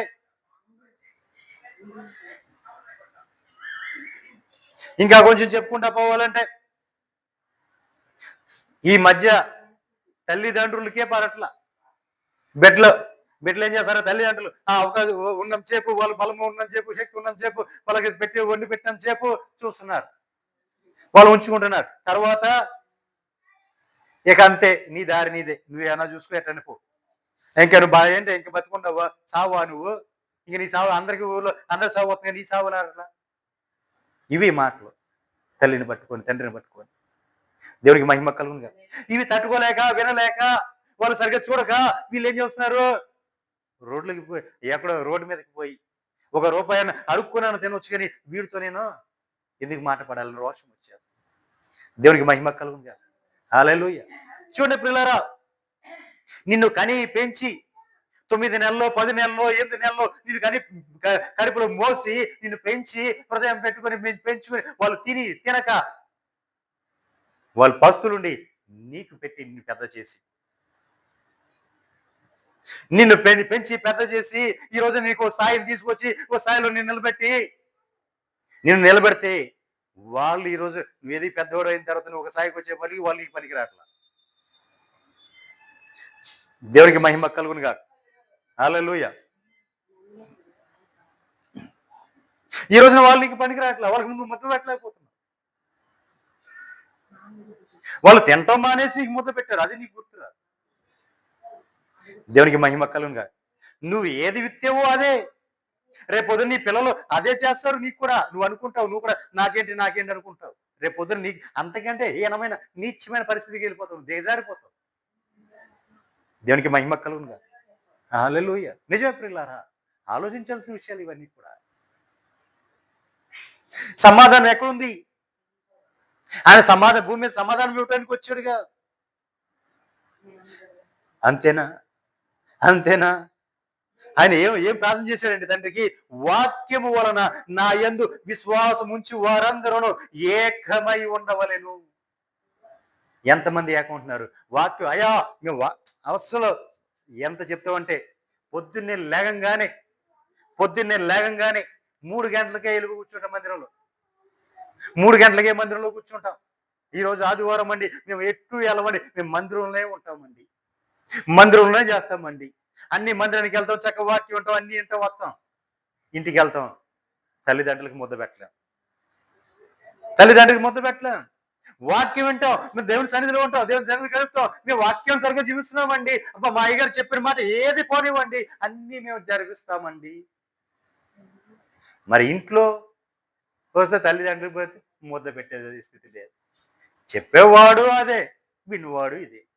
దేవునికి మహిమ కలుగును గాక. హల్లెలూయా. నిజమే ప్రియులారా, ఆలోచించాల్సిన విషయాలు ఇవన్నీ కూడా. ఒకే సన్నిధిలో ఒకే ఉంటాం. ఇంకా కొంచెం లోతుగా పోతే ఇంకా ఒక మాట చెప్పమంటారా? ఈ రోజున కొన్ని పరిస్థితులు ఎలా ఉన్నాయంటే, కొన్ని కుటుంబాలు ఎలా ఉంటాయి నేను చూస్తూ ఉంటాను. కొన్ని కుటుంబం ఎలా ఉందంటే, ఈ అల్లుడు దగ్గర కొంతమంది ఉంటారు. అత్తమామలు తప్పుగా ఉంటూ ఉంటారు. అయితే కొంతమంది ఈ మధ్య ఇంకా పంచుకుంటూ ఉంటారు. ఏది, నువ్వు ఒకరిని తీసుకో, నేను ఒకరిని తీసుకుంటా, అలా పంచుకుంటుంటారు. అయితే ఒకరు కొడుకు ముద్ద పెట్టడం, ఇప్పుడు ఏం చేస్తుంది, కష్టపొద్దు నుంచి సాయంత్రం వరకు కష్టపడి పని చేసి అవి పెడితే ముద్ద పెట్టడం. మరి ఇంకో కూతురు దగ్గర ఉన్నారనుకోండి, ఏం చేస్తా అంటే, ఇదిగో వాళ్ళు మందిరానికి వెళ్తున్నారు కానీ, లేదా అటు వెళ్తున్నారు, బలం ఊరు వెళ్తున్నారు కానీ, ఎక్కడికి వెళ్తున్నారు కానీ, నువ్వు రా అని చెప్పి భార్య ఏం చేస్తుంది, భార్య ఒక చోట ఉంటుందిగా, భార్య ఏం చేద్ది, గవగవ తీసుకుని అల్లుడు తెలియకుండా రుణమో పనమో ఏదేయటమో లేదా అంత ముద్ద పెట్టి పంపించడం. దేవునికి మహిమ కలుగును గాక. ఎందుకని, అల్లుడి దగ్గర ఉంటున్నారు కదా. మరి అల్లుడు మళ్ళీ రేపొద్దున దెబ్బలాడతాడుగా, అడుచోలేకపోతున్నాడు, పెట్టలేకపోతున్నాడా, నువ్వు నా దగ్గర తింటాకి ఇప్పుడైనా ఒకదాన్ని చూస్తున్నాగా. దేవునికి మహిమ కలుగును గాక. చూడండి ఎంత దారుణ పరిస్థితి దిగిపోయారు. అసలు కష్టపడి చెమట ఊర్చి రూపాయి కూడబెట్టి నిన్ను ఒక స్థాయికి తీసుకొచ్చి, ఒక స్థితికి తీసుకొచ్చి, నేను ఉన్నతంగా చదివించి నీకు ఒక స్థాయి తీసుకొస్తే, ఈ రోజున ఒక అమ్మా ఇదిగో నాకు ఏమైనా నచ్చింది చేసుకో, సరే నాయన, సరే కానీ రేపు పొద్దున ఏమంటుంది, ఇగో మీ అమ్మ బాబు నాకు నచ్చలేదు కానీ మనం వేరుకి వెళ్ళిపోదాంరా. దేవునికి మహిమ కలుగునుగా. హల్లెలూయా. మరి వాళ్ళ పరిస్థితి ఏంటి, వీళ్ళకి రెక్కలు ఉన్నంతసేపు, కష్టపడగలిగినంతసేపు కూడా వీళ్ళు కష్టపడుతున్నారు. మరి కష్టపడలేని పరిస్థితులు ఎవరు చూస్తారు? ఈ రోజు సంఘాల్లో ఎక్కువ ఉన్నవి ఇవే. దేవునికి మహిమ కలుగునుగా. హల్లెలూయా. కానీ ఐక్యత లేదు అక్కడ. ఎక్కడ కూడా ఐక్యత కనపడ, ఎవరిలోనూ ఐక్యత కనపట్ల, సహోదరులు ఐక్యత కనపట్ల, రక్త సంబంధిలో ఐక్యత కనపట్ల, బంధుమిత్రులు ఐక్యత కనపట్ల, అక్క చెల్లులో ఐక్యత లేదు, కుటుంబాల్లో ఐక్యత లేదు, సంఘంలో ఉన్న వారిలోనే ఐక్యత లేదు. దేవునికి మహిమ కలుగునుగా. హల్లెలూయా. మరి ఐక్యత ఎలాగా? దేవుడు ఏం కోరుకున్నాడు, ఏం ప్రార్థన చేశాడు? ప్రార్థన ఏంటి? అయ్యా తండ్రి, వాక్యము వలన నా యందు ఎంతమంది అయితే విశ్వాసించారో వారందరూ కూడా ఏమై ఉండాలి, వారందరూ కూడా ఏకమై ఉండాలని వారందరి కోసం నేను ప్రార్థన చేస్తున్నా అన్నాడు. దేవునికి మహిమ కలుగును. ఎలాగో అది కూడా మాదిరి చూపించాడు. ఎలా చూపించాడు? తండ్రి, నీవు నేను ఎలాగో ఏకమై ఉన్నామో వారు కూడా అలాగే ఒకరినొకరు ఏకమై ఉండాలి. మనతో పాటు వాళ్ళు ఉండాలని ప్రార్థన చేయట్లా. వారు ఏకమై వాక్యం విని నా యందు విశ్వాసం ఉంచారు కాబట్టి వారందరూ ఏకమై ఉండాలి. దేవునికి మహిమ కలుగును గాక. హల్లెలూయా. ఏమై ఉండాలి? ఏకమై ఉండాలి. ఎవరో ఎంతమంది వాక్యం వింటున్నారో, ఎంతమంది యేసు ప్రభువుని నమ్ముకున్నారో, ఆయన విశ్వాసం ఉంచారో వారందరూ కూడా కలిసే ఉండాలని ఆయన కోరుకుంటున్నాడు. దేవునికి మహిమ కలుగును గాక. హల్లెలూయా. ఇప్పుడు పరలోక రాజ్యంలోకి మనం చేరుకోవాలి అంటే, జ్యేష్ఠుల సంఘం, ప్రథమ సంఘం, ఎత్తబడే సంఘం, వధువు సంఘం అని పిలవబడుతున్న ఈ సంఘము, ఇది అంతా కూడా ఒకే సంఘంగా ఎత్తబడుతుంది. ఎప్పుడు? పరిశుద్ధులు ఎత్తబడేటప్పుడు ఒకేసారి ఎత్తబడుతుంది. వధువు సంఘం ఎత్తబడేటప్పుడు అప్పుడు నా సంఘంలోంచి ఒకరు, ఈ సంఘంలోంచి ఒకరు, ఆ సంఘంలోంచి ఒకరే వెళ్తారా? లేదా నా సంఘమే ఎత్తబడితే నాదే జ్యేష్ఠుల సంఘం, నేను కాబట్టి ప్రభు సన్నిధికి నడిపిస్తాను అని చెప్పుకుంటానా? అలా నేను చెప్పుకోలేను. దేవునికి మహిమ కలుగును గాక. హల్లెలూయా. ఎందుకంటే ఐక్యత కావాలి, ఏక మనసు కావాలి. వాళ్ళందరూ కూడా ఏకమై ఉంటే తప్ప ఎత్తబడలేరు. దేవునికి మహిమ కలుగును గాక. హల్లెలూయా. చూస్తూ ఉండండి, ప్రపంచమంతా ఒకే పరిపాలనకు వస్తుంది. ప్రపంచం అంతా ఒకే పరిపాలనకు వస్తుంది. ఒకే అధికారం కిందకి రాబోతుంది. ఇవన్నీ కూడా అడుగులు కూడా అటువైపు నడుస్తున్నాయి. దేవునికి మహిమ కలుగును గాక. హల్లెలూయా. అసలు ఈ ప్రభువారు చేసిన ఈ మాట చూస్తే ఏకమై ఉండవాలని చూడండి. ఆయన ఆ మాట, తండ్రి, నా యందు నీవును, నీ యందు నేనును, ఉన్నలాగున వారును మన యందు ఏకమై ఉండవాలని వారి కొరకు మాత్రము నేను ప్రార్థన చేయట్లేదు. వాళ్ళు మనతో పాటు వారు కూడా ఏకమై ఉండాలని ప్రార్థన చేయట్లా. చూసారా, తండ్రి నీవు నేను ఏకమై ఉన్నట్లుగా వీరు కూడా నాతో పాటు మనతో ఏకమై ఉండాలని నేను వీరి కోసం ప్రార్థన చేయట్లా. నా ప్రార్థన ఏంటంటే, తండ్రి వారి వారి వాక్యము వలన నా యందు విశ్వాసం ఉంచి వారందరూ ఏకమై ఉండవాలని వారి కొరకు ప్రార్థన చేయుచున్నాను. దేవుడికి మహిమ కలుగును గాక. హల్లెలూయా. ఏకమై ఉండాలి. ఎవరైతే ఎంతమంది అయితే వాక్యం వింటున్నారో అంతమంది కూడా ఎలా ఉండాలి? ఏకమై ఉంటే మాత్రమే ఆయన చేసిన ప్రార్థన ఫలిస్తుంది. ఆయన చేసిన ప్రభువైన యేసుక్రీస్తు వారు చేసిన ప్రార్థన అదే కదండి. నేను మాట చెప్తున్నానా? వాక్యంలో ఉన్నదైనా చెప్తున్నాను, లేదా నా సొంతదేం చెప్తున్నానా? దేవునికి మహిమ కలుగును గాక. హల్లెలూయా. ఏకమై ఉండాలి. అందుకే వారందరి కోసం ఆయన ప్రార్థన చేశాడు, తండ్రి విజ్ఞాపన చేశాడు. వారి కొరకు ప్రార్థన చేయుచున్నాను. మనము ఏకమై ఉన్నలాగున వారును ఏకమై ఉండవలెనని నీవు నాకు అనుగ్రహించిన మహిమను నేను వారికి ఇచ్చి తిని. దేవునికి మహిమ కలుగుగా. అంటే నీవు నాకు మహిమనిచ్చావు, నువ్వు నాకు మహిమనిచ్చావు. మన ఇద్దరు ఏకమై ఉండటం కోసం ఆ మహిమనిచ్చావు. ఇప్పుడు ఆ మహిమను నేను వారందరూ ఏకమై ఉండాలని ఆ మహిమను నేను వారికి ఇచ్చి ఉన్నాను. దేవునికి మహిమ కలుగుగా. అర్థమైందా? దేవుని యొక్క మహిమ ఎందుకు వచ్చింది? ఆయన ఎందుకు మహిమనిచ్చాడు? యేసు ప్రభువు ఎందుకు మహిమనిచ్చారు? ఆ మహిమ మనం ఎందుకు పొందుకున్నామంటే మనమందరూ కూడా ఏకమై ఉండాలి. దేవునికి మహిమ కలుగుగా. నా దారి నీదే, నీ దారి నీదే అనుకుంటే కుదరదు. అక్కడ ఏం కావాలి? ఏకమై ఉంటేనే ఆ వాగ్దానాలని అనుభవిస్తాం. ఏకమై ఉంటేనే పరలోక రాజ్యం చేరుకుంటాం. నా సంఘం మాత్రమే పరలోక రాజ్యం చేరుకుంటది. మిగిలిన సంఘాలు ఏ చేరుకోవంటే సచ్చినా చేరుకోదు అది. దేవునికి మహిమ కలుగునుగా. హల్లెలూయా. నిజమే పిల్లారా, ఇవన్నీ కూడా మనం ఆలోచించాల్సింది లోతైన భావాలండి. ఇవన్నీ కూడా మనం తెలుసుకోవాల్సిన భావాలండి. ఇవన్నీ కూడా మనం యేసు ప్రభువు నేర్పించిన భావాలు ఇవన్నీ కూడా. దేవునికి మహిమ కలుగునుగా. హల్లెలూయా. కింద వచ్చిన వారి యందు నేనును నా యందు నీవును ఉండుట వలన వారు సంపూర్ణులుగా చేయబడి ఏకముగా ఉన్నందున. చూడండి ఒక్క నిమిషం, ఎలా ఉండాలంటండి, ఎలా ఉండాలి చూడండి. వారు ఇప్పుడు ఏకమై ఉన్నారే, ప్రభువారు అనుగ్రహించిన ప్రభువారి వాక్యము ద్వారా ఆయన విశ్వసించిన వారందరూ కూడా ఏకమై ఉన్నారే. ఇప్పుడు అలా ఏకమై ఉన్న వారి యందు ఆయన మహిమనిచ్చాడు. ఇప్పుడు అది ఏమంటున్నాడంటే, వారి యందు నేనును నా యందు నీవును ఏకమై ఉండుట వలన వారు సంపూర్ణులుగా చేయబడతారు. దేవునికి మహిమ కలుగుగా. ఎప్పుడు సంపూర్ణ అవుతాం? మనం అప్పుడే మాత్రమే సంపూర్ణం అవుతాం. దేవునికి మహిమ కలుగుగా. ఎలాగా? దేవుని యందు తండ్రి యందు దేవుడును, మన దేవుని యందు ప్రభువైన యేసుక్రీస్తు వారి యందు మనమును ఉన్నప్పుడు అప్పుడు మనము అందరూ కలిసి ఉంటాం కాబట్టి, అప్పుడు ఏకంగా ఉంటాం కాబట్టి అప్పుడు పూర్ణులు అవుతాం. అప్పుడు ఏమవుతారండి? సంపూర్ణులుగా మనం చేయబడతాం. ఇలా సంపూర్ణంగా చేయబడి ఏకంగా ఉన్నందున నీవు నన్ను పంపితివనియు నీవు నన్ను ప్రేమించినట్లే వారిని కూడా ప్రేమించితివనియే లోకము తెలుసుకున్నట్లు నాకు అనుగ్రహించిన మహిమను వారికి ఇచ్చి తిని. దేవునికి మహిమ కలుగుగా. హల్లెలూయా. ఇప్పుడు తెలుసుకోవడం కోసం ఇచ్చాడు. అంటే దేవుడు నీవు నన్ను ఎలా ప్రేమించావో, నేను నిన్ను ఎలా ప్రేమిస్తున్నానో ఇప్పుడు వీళ్ళు కూడా అలాగే ప్రేమించబడుతున్నారు కాబట్టి లోకము వీరి నుంచి తెలుసుకోవడం కోసం నా మహిమను వారికి ఇచ్చి ఉన్నా. దేవునికి మహిమ కలుగుగా. ఇప్పుడు ఆయన మహిమ ఉంది. ఇప్పుడు ఆయన మహిమ నా మీదకి వచ్చింది. యేసు ప్రభు వారు ఉన్నారు, తండ్రి వారు ఉన్నారు. ఇప్పుడు తండ్రి యేసు ప్రభు వారు మహిమ కలిగి ఉన్నారు. ఇప్పుడు నేను కూడా వెళ్ళి మహిమ కలిగి నేను కూడా ఉన్నా. ఇప్పుడు అంతా కలిపి ఏమైపోయింది? ఏకమైపోయాం. దేవునికి మహిమ కలుగుగా. ఇప్పుడు ఎవరు కనపడుతున్నారు? నేను కనపడనే కాదు. నేను ఎవరిలో కనపడతా? యేసుక్రీస్తులో నేను ఉన్నా. తండ్రి ఎవరు కనపడతారు? యేసు ప్రభు వారు తండ్రి రూపంలో కనపడతారు. ఇప్పుడు నేను యేసు ప్రభు రూపంలో కనపడతాను. దేవునికి మహిమ కలుగుగా. ఇప్పుడు టోటల్గా చూస్తే అందరూ కలిసి ఒక్కరుగా కనపడతారు ప్రభున యేసుక్రీస్తు వారి పోలికలో. దేవునికి మహిమ కలుగునుగా. హల్లెలూయా.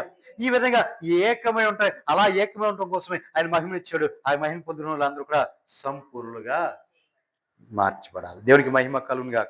కింద వచ్చిన తండ్రి నేను ఎక్కడ ఉందునో తండ్రి నేను ఎక్కడ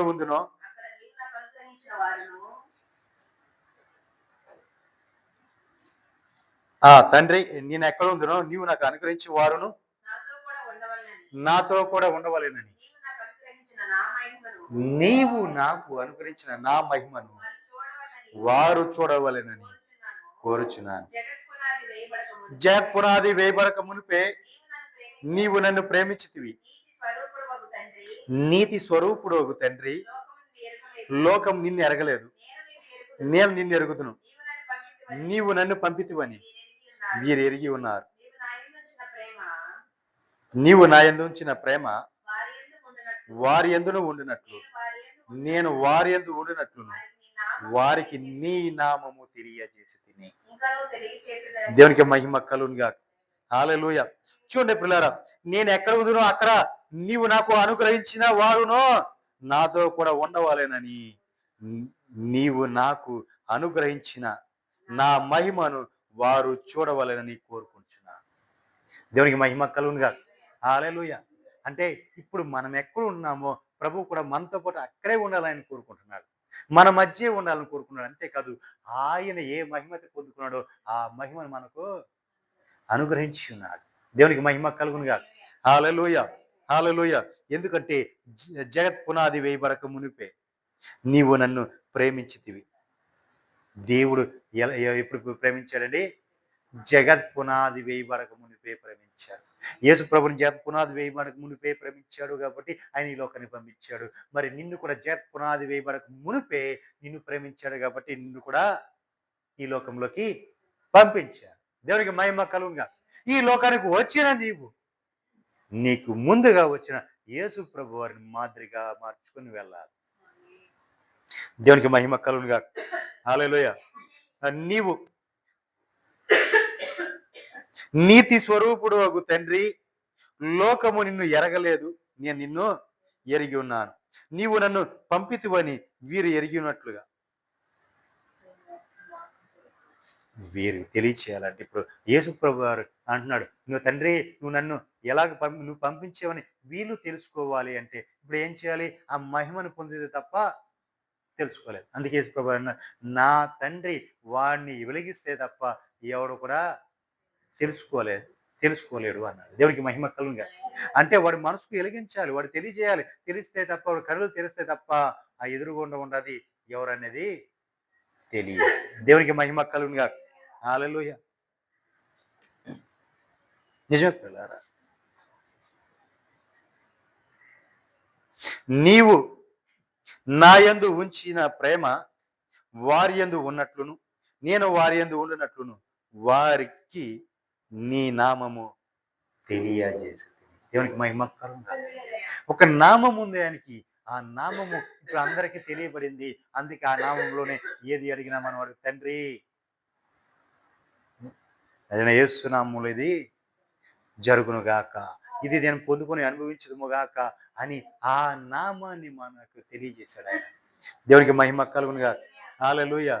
చూడండి పిల్లారా, 17వ అధ్యాయం 2వ వచనం చూస్తే, నీ కుమారుడును నిన్ను మహిమపరచునట్లు నీ కుమారుని మహిమపరచుము. నీ కుమారునికి ఇచ్చిన నీవు నీ కుమారునికి ఇచ్చిన వారందరికీ ఆయన నిత్య జీవము అనుగ్రహించినట్లు సర్వ శరీరుల మీద ఆయనకు అధికారం ఇచ్చినాడు. దేవునికి మహిమ కలుగునుగా. సర్వ శరీరుల మీద ప్రభువైన యేసుక్రీస్తు వారికి అధికారం ఇచ్చాడు తండ్రి. దేవునికి మహిమ కలుగునుగా. ఎందుకు అధికారం ఇచ్చాడు అంటే, ఎందుకు అధికారం ఇచ్చాడంటే నిత్య జీవములోకి వెళ్ళటం కోసం. నిత్య జీవంలోకి అరగుని పొందుకోవాలని చెప్తే ప్రతి వాడు కూడా నేను నిత్య జీవానికి వెళ్ళిపోతాను, నేను పరలోక రాజ్యం వెళ్ళిపోతాను, నేను పరలోకం చూస్తాను అంటే కుదరదు. అక్కడ మనం అనుకుంటే కుదరదు. ఆయన మధ్యాకాశానికి వచ్చేటప్పుడు మనము సిద్ధపడి ఉండి ఆయన ఎదుర్కొనగలిగితే మాత్రమే మనము ఆయన నిత్య జీవంలోకి అడిగి పెట్టగలం. దేవునికి మహిమ కలుగునుగాక. ఆ నిత్య జీవంలోకి అడిగి పెట్టడం కోసం యేసుక్రీస్తు మనలను తీసుకుని వెళ్ళటం కోసం ఆయనే ఒక మాదిరిగా నిలబడిపోయాడు. ఆయన ఒక మాదిరిగా ఉన్నాడు. ఆ నిత్య జీవంలోకి మనం తీసుకుని వెళ్ళాలి అంటే ఆయన వచ్చి ఈ లోకానికి వచ్చి ఇలా మరణించి తిరిగి ఎలాగూ పరము చేరుకున్నాడో అనిత్యత్వంలోకి ఎలాగ వెళ్ళాడో మనము కూడా అలాగే వెళ్ళాలి. దేవునికి మహిమ కలుగునుగా. హల్లెలూయా. మరణించి అంటే మామూలు మరణం కాదండి. మరణించాలి అంటే ఆయన ఎలాగూ మరణించి సమాధి చేయబడ్డాడు అంటే మన పాప స్థితి, మన దోషములు, లోపములు అన్ని కూడా మనము వాటిని పరిహరించి వాటిని విడిచిపెట్టి ఆయన పునరుత్థానుడిగా లేచినట్టుగా మనము నూతన స్వభావము కలిగి జీవించాలి. ఆయన పోలికలు, ఆయన రూపంలో మనం మార్చబడుతూ ఆయనలాగా మనం నూతన స్వభావం కలిగి జీవించాలి. దేవునికి మహిమ కలుగునుగా. హల్లెలూయా. కింద వచ్చిన అద్వితీయ సత్యదేవుడు అయిన నిన్నును నీవు పంపిన యేసుక్రీస్తును ఎరుగుటయే దేవునికి మహిమ కలుగునుగా. ఆ నిత్య జీవం ఏంటండి? చూడండి, దేవుని ఎరగటం, ప్రభుని ఎరగటమే నిత్య జీవం. ఆయన తెలుసుకోవడమే నిత్య జీవం. ఆయన తెలుసుకుంటే చాలు ఆయన జీవంలోకి వెళ్ళిపోతాం మనం నిత్య జీవంలోకి. అంటే యేసు ప్రభుని మనం తెలుసుకోవాలంటే యేసు ప్రభువులో ఉన్న ఆయన జీవించిన జీవిత విధానం అంతా కూడా మనం ఏం చేయాలి? తెలుసుకోవాలి. అందుకే 4 సువార్తలు రాయించాడు. ఎన్ని సువార్తలండి? 4 సువార్తలు అందుకే ఉన్నాయి. ఆయన జీవిత విధానమే, ఇంకేమీ లేదు దాంట్లో. ఆయన ఎలా వచ్చాడు, ఎలా జీవించాడు, ఎలా చనిపోయాడు, ఏం చేశాడు, ఆయన ఎక్కడికి వెళ్ళాడు, ఈ 4 సువార్తలు కూడా అదే చెప్పాయి. కాబట్టి మనము ఆయన్ని తెలుసుకోవటమే నిత్య జీవం. దేవునికి మహిమ కలుగునుగా. మనం ఆయన తెలుసుకోవటమే, యేసుక్రీస్తుని తెలుసుకోవటమే నిత్య జీవం.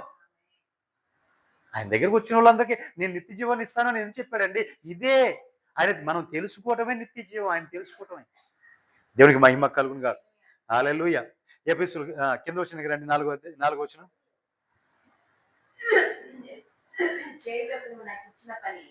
తండ్రి, చేయటకు నువ్వు నాకు ఇచ్చిన పని నేను సంపూర్ణంగా నిర్వర్తించాను. భూమి మీద నిన్ను మహిమపరచితిని. దేవునికి మహిమ కలుగునుగా. చూసారా, ఆయన అప్పగించిన బాధ్యత, తండ్రి ఇది నేను సంపూర్ణంగా నిర్వర్తించా, ఎక్కడ కూడా అసంపూర్ణత లేదు, ఎక్కడ కూడా వెల్తి లేదు, నేను సంపూర్ణంగా నిర్వర్తించాను. నువ్వు నాకు ఇచ్చిన పని నేను సంపూర్ణ కంప్లీట్ చేశాను. నేను నన్ను కంప్లీట్ చేశానండి. ఎక్కడ కూడా అసంపూర్ణత లేదు, ఎక్కడ కూడా వెల్తి లేదు. ఆ పని అంతా కూడా నేను సంపూర్ణం చేసేసాను అని చెప్పాడు దేవుడు. దేవునికి మహిమ కలుగునుగా. హల్లెలూయా. కాబట్టి మరి ఆయన తండ్రి కుమారుడికి ఏ పని అయితే అప్పగించాడో ఆ పని సంపూర్ణంగా నిర్వర్తించాడు. మరి ఇప్పుడు కుమారుడు అప్పగించిన పని నీవు సంపూర్ణంగా నిర్వర్తిస్తున్నావా? దేవునికి మహిమ కలుగునుగా. హల్లెలూయా. అదే, నీవు సంపూర్ణంగా నిర్వర్తిస్తున్నావా? తండ్రి కుమారుడికి ఏ పని చెప్తే ఆ పని సంపూర్ణంగా నిర్వర్తించాడే, మరి కుమారుడు నీకు అప్పగించిన పని నీవు సంపూర్ణంగా నిర్వర్తిస్తున్నావా? దేవునికి మహిమ కలుగునుగా. హల్లెలూయా. ఎఫెసీయులకు రాసిన పత్రిక 1వ అధ్యాయం 6వ వచనం.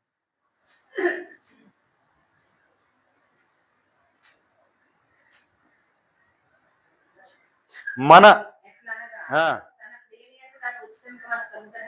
తన ప్రియుని యందు తాను ఉచితముగా మనకు అనుగ్రహించిన తన కృపా మహిమకు కీర్తి కలిగినట్లు తన చిత్త ప్రకారమైన దయా సంకల్పము చొప్పున యేసుక్రీస్తు ద్వారా, చూడండి, యేసుక్రీస్తు ద్వారా తనకు కుమారులుగా స్వీకరించుటకై మనలను ముందుగా తన కోసము నిర్ణయించుకుని మనము తన ఎదుట పరిశుద్ధులమును నిర్దోషములై ఉండవలెనని జగత్పునాది వేయబడక మునిపే ప్రేమ చేత ఆయన క్రీస్తుతో మనలను ఏర్పరచుకున్నాడు. హల్లెలూయా.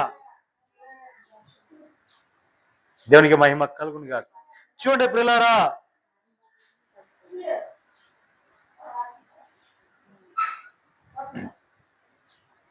తన కృపా మహిమకు కీర్తియును తన చిత్త ప్రకారమైన దయా సంకల్పం చొప్పున యేసు క్రీస్తు ద్వారా తనకు కుమారులుగా స్వీకరించబడుతుంది. తండ్రికి మనము కుమారులుగా స్వీకరించబడాలి అంటే ఇదిగో యేసు క్రీస్తు ద్వారా మాత్రమే మనం కుమారులుగా స్వీకరించబడతాం. దేవునికి మహిమ కలుగును గాక. ఎవడైనాను తండ్రి వద్దకు రావాలని ఉంటే, తండ్రి వద్దకు రావాలని ఉంటే ఏం చేయాలి? ఆయన ఎరిగి ఉండాలి. ఎవరిని? ప్రభుని ఎరిగి ఉంటే తప్ప తండ్రి దగ్గరికి వెళ్ళలేం. ఆయన ద్వారా తప్ప మనం ఎవరి ద్వారా కూడా తండ్రి దగ్గరికి వెళ్ళలేం, తండ్రి దగ్గర చేరుకోలేం. దేవునికి మహిమ కలుగును గాక. కాబట్టి ప్రియులారా, క్రీస్తు ద్వారా తప్ప తన కుమారుని స్వీకరించడానికి ముందుగా తన కోసము నిర్ణయము జరిగింది. కాబట్టి పరిశుద్ధులను నిర్దోషులైన ఉండవాలని జగత్ పునాది వేయబడక మునిపే ప్రేమ చేత క్రీస్తు మనలను ఏర్పరచుకున్నాడు దేవుడు.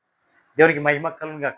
అంటే మనం ఈ భూమి ఆకాశం సృజించబడక మునిపే మనము ఇప్పుడు క్రీస్తు పునాది వేయబడక జగత్ పునాది వేయబడక మునిపే దేవుడు మన యందు నిర్ణయం కలిగి ఉన్నాడు. క్రీస్తు ద్వారా మాత్రమే ఇతడు నాకు కుమారుడుగా, ఇతడు నాకు కుమార్తెగా ఏర్పరచబడాలి, నా సన్నిధికి రావాలి అంటే క్రీస్తు మూలంగా తప్ప వీళ్ళు మరి నా సన్నిధికి రాలేరు అనేది ఆయన ముందుగా నిర్ణయం చేశాడు. కాబట్టి ఇప్పుడు మనమంతా కూడా ఏం చేయాలి? క్రీస్తుతో మనలను ఏర్పరచుకున్నాడు. కాబట్టి ఇప్పుడు మనము క్రీస్తు మూలంగా ఆయన సన్నిధి చేరుకోవాలి. అంటే మనం ఏ పునాది మీద వేయబడ్డామో క్రీస్తు అనే పునాది మీద మనం కట్టబడితే తప్ప మనము దేవుని సన్నిధికి చేరుకోలేం. దేవునికి మహిమ కలుగును గాక. 7వ వచనం, దేవుని కృపా మహదేశ్వరుని బట్టి ఆ ప్రేమియందు ఆయన రక్తము వలన మనకు విమోచనము, అనగా మన అపరాధములకు క్షమాపణ కలిగిన. దేవునికి మహిమ కలుగును గాక. ఆయన రక్తము వలనే మనకు క్షమాపణ కలిగింది. మన అపరాధములకు ఆయన విమోచించాడు. కాబట్టి మనం పరిశుద్ధులు మార్చబడ్డాం. ఇక్కడ పరిశుద్ధులుగా మనం మార్చబడ్డాం. కాబట్టి ఇప్పుడు ఆయన మూలంగానే మనము తండ్రిని చేరుకుంటాం.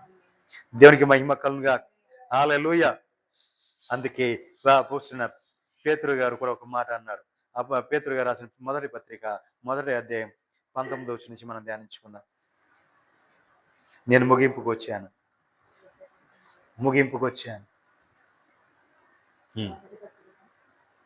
మొదటి పత్రిక 1వ అధ్యాయం 19వ వచనం. చూడండి, అమూల్యమైన రక్తము చేత, అనగా నిర్దోషమును నిష్కలంకముగా గొర్రెపిల్ల వంటి క్రీస్తు రక్తము చేత విమోచింపబడితిరని మీరు ఎరుగురు కదా.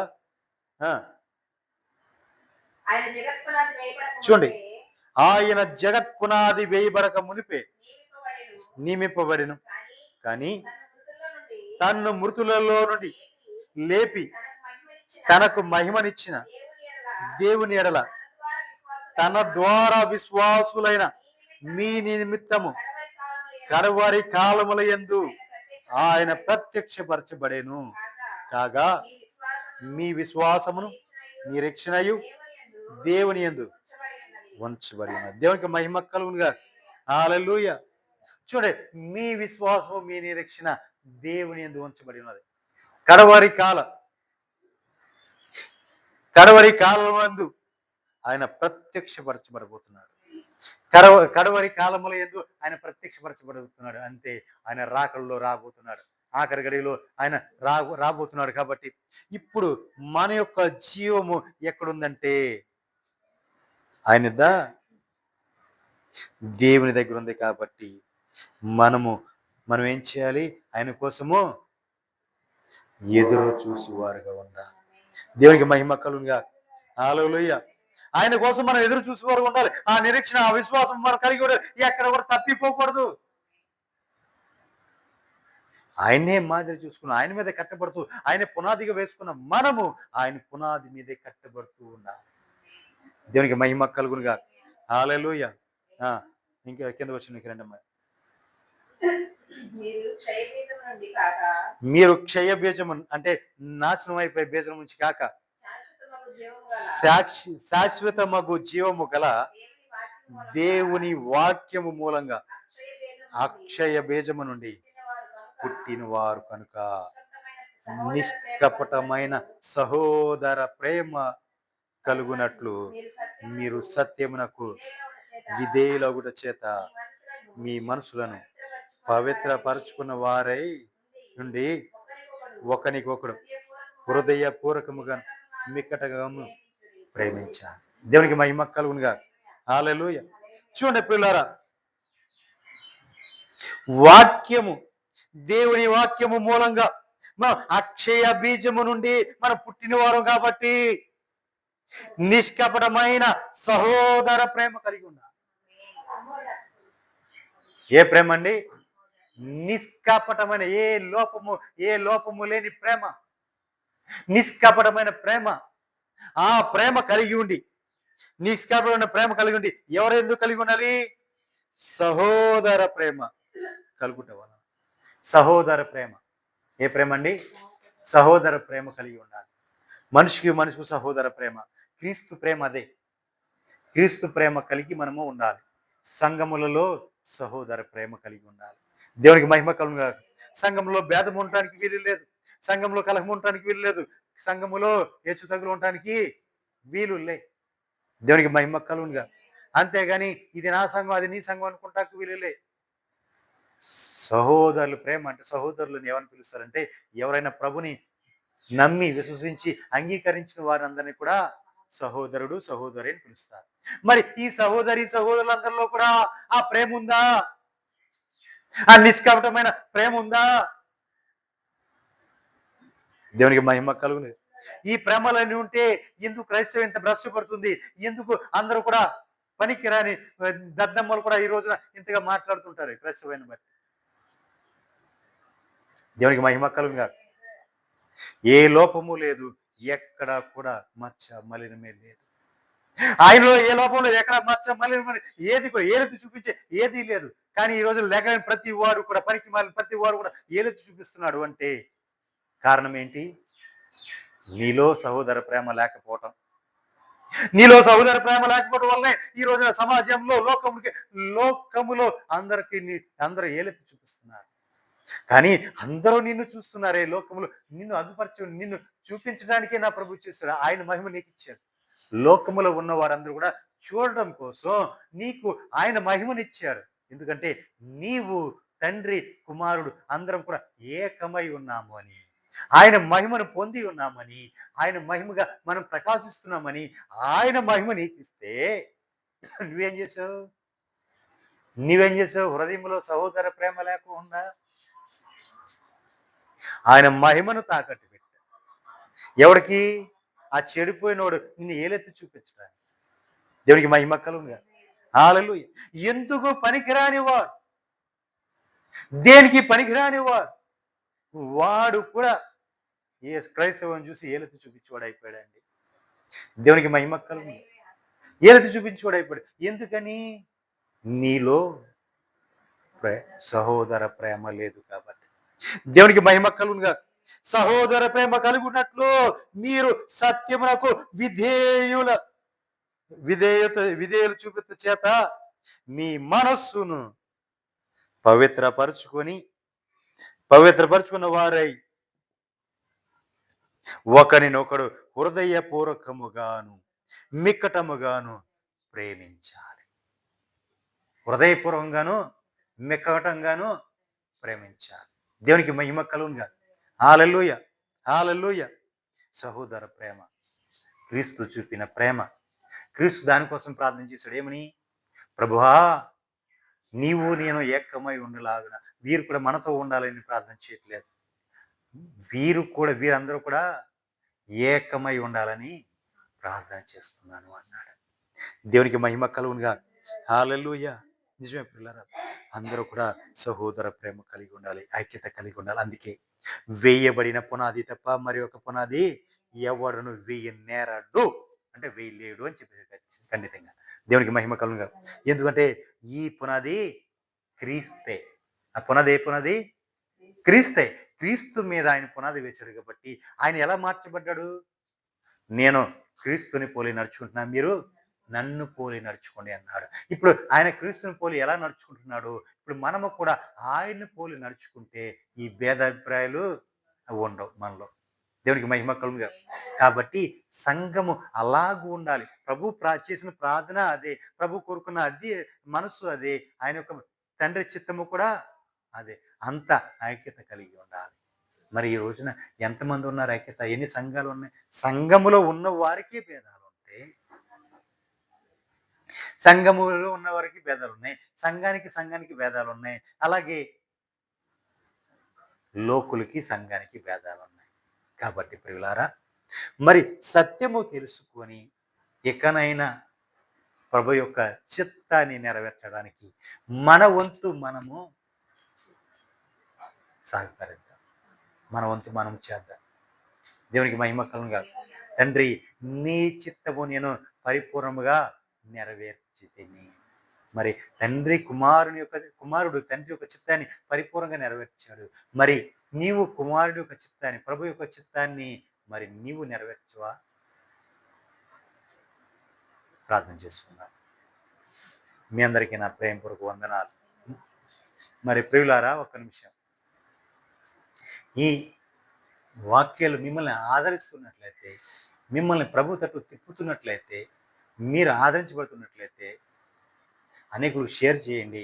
అనేకులను చూడటానికి సహాయం చేయండి. అంతేకాదు, ఈ నెలలో సర్వోన్నతుని మనోహర ఉపవాస పండుగలు 18, 19, 20 తారీఖులో జరుగుతాయి. పగలు రాత్రులు కూడా జరుగుతాయి. 3 రోజులు 6 ఆరాధనలు జరుగుతాయి.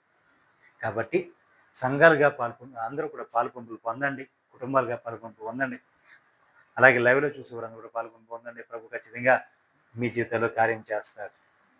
మీ అందరి కోసం, లైవ్లో చూస్తున్న వారందరి కోసం కూడా నేను ప్రార్థన చేస్తున్నా. సంఘం కోసం ప్రార్థన చేస్తున్నాను. మీ అవసరతలు ఏమైనా ఉంటే మా వాట్సాప్ నెంబర్కి తెలియచేయండి. ఖచ్చితంగా మీకోసం మేము ప్రార్థన చేస్తాం. మరి ఈ మాసంలోనే 3 దినాలు, శని, ఆది, సోమ, మంగళవారం, అంటే 18, 19, 20 ఈ 3 రోజులు కూడా ఈ మాసంలో, అక్టోబర్ మాసం 10వ మాసంలో జరుగుతున్న సర్వోన్నతుని మనోహర ఉపవాస పండుగలు, వాటి కోసం కూడా మీరు ప్రార్థన చేయండి. మీ అందరికీ నా ప్రేమపూర్వక వందనాలు. అందరికీ వందనాలు. ప్రార్థన చేసుకుందాం. ప్రార్థన. స్తోత్రం, స్తోత్రం, స్తోత్రం.